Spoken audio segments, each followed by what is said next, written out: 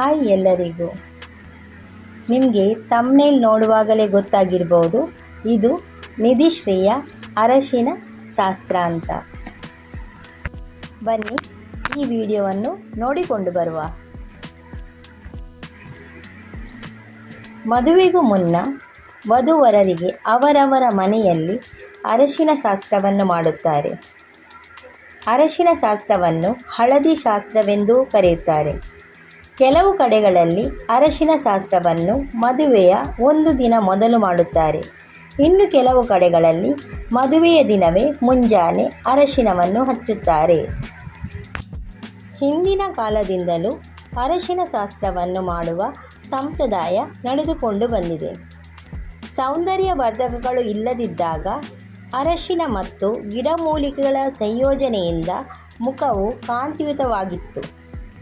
ಅದಕ್ಕಾಗಿ ಹಿಂದಿನ ಕಾಲದವರು ಮದುವೆಗೆ ಮೊದಲು ಅರಶಿನ ಶಾಸ್ತ್ರವನ್ನು ಮಾಡುತ್ತಾರೆ. ಅರಶಿನವನ್ನು ಬಳಸುವುದರಿಂದ ವಧುವರರ ಮುಖವು ಕಾಂತಿಯುತವಾಗುತ್ತದೆ ಮತ್ತು ಒತ್ತಡವನ್ನು ನಿವಾರಣೆ ಮಾಡುತ್ತದೆ.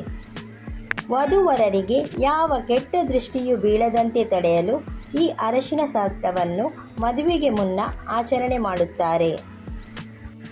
ಹಳದಿ ಬಣ್ಣವು ವಿವಾಹ ಕಾರ್ಯದೊಂದಿಗೆ ಸಂಬಂಧವನ್ನು ಹೊಂದಿದೆ. ವಧುವರರ ಜಾತಕದಲ್ಲಿ ಗುರುವಿನ ಸ್ಥಾನವನ್ನು ನೋಡಿ ವಿವಾಹವನ್ನು ಗೊತ್ತು ಮಾಡುತ್ತಾರೆ.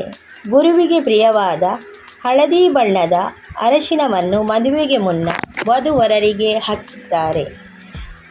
ಅರಶಿನವನ್ನು ಹಚ್ಚುವುದರಿಂದ ಗುರುವಿನ ಆಶೀರ್ವಾದ ದೊರೆಯುತ್ತದೆ ಎಂಬ ನಂಬಿಕೆ ಇದೆ. ಅರಶಿನವನ್ನು ಹಚ್ಚುವುದರಿಂದ ವಧುವರನ ಮೇಲೆ ಯಾವುದೇ ದುಷ್ಟ ಕಣ್ಣಿನ ಪರಿಣಾಮ ಬೀರಲ್ಲವೆಂಬ ನಂಬಿಕೆ ಇದೆ. ಅರಶಿನ ಶಾಸ್ತ್ರದ ಸಮಯದಲ್ಲಿ ಎಲ್ಲರೂ ಹಳದಿ ಬಣ್ಣದ ಬಟ್ಟೆಯನ್ನು ಧರಿಸುತ್ತಾರೆ. ಇದರೊಂದಿಗೆ ಹಳದಿ ಹೂಗಳು ಮತ್ತು ಅರಶಿನವನ್ನು ಸಹ ಬಳಸುತ್ತಾರೆ. ಇತ್ತೀಚಿನ ದಿನಗಳಲ್ಲಿ ಹಳದಿ ಶಾಸ್ತ್ರವನ್ನು ತುಂಬ ವಿಜೃಂಭಣೆಯಿಂದ ಅದ್ಧೂರಿಯಾಗಿ ಮಾಡುತ್ತಾರೆ.